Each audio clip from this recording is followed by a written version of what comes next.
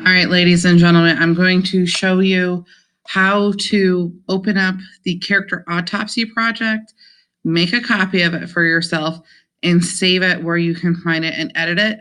I've been getting a lot of requests for permission to edit. That's not how you're going to do this. So it's a skill that you're going to need because people share PowerPoints with you guys all the time. And that's the format it's showing up in, and you need to know how to translate that into a Google Slides. All right. So what we're going to do is go ahead and go to the project and open up the original file.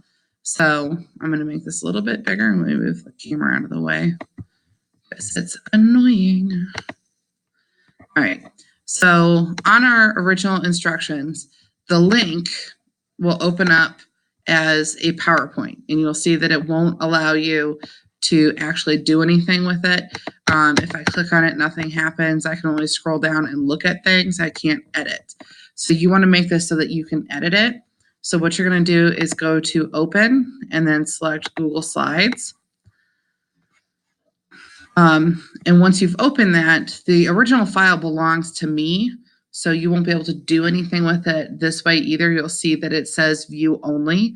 On mine, because it's mine and I opened it, it doesn't say that. But yours will say view only, so I can see like Chandler, hey Chandler, is already in here. So what you want to do is go to where it says file and then say make a copy. And then it'll pop up and it will say copy of character autopsy.pptx. If you change the name, it doesn't matter. It's still going to try and open it as a PowerPoint, which is what pptx stands for. So you could name it my autopsy, which is very morbid, and then save that. So I'm going to go ahead and save it that way or open it that way. Even if I leave it the same way, we're still going to have to do this next step in order for you to be able to avoid having that open with Google Slides every time you do it. So this final step, now that you have a copy, you can go through and actually edit. What you want to do is go back to File, and this time you're going to say Save as Google Slides. Once you've saved it as Google Slides, that file is now what you want to edit. What I would suggest you do now is actually put this into a folder in your Google Drive so that it's easy for you to find this copy and you're not going in and finding the other one or the original. So I'm going to close those extra tabs up here so that I know which one I'm doing. Close our gradebook here.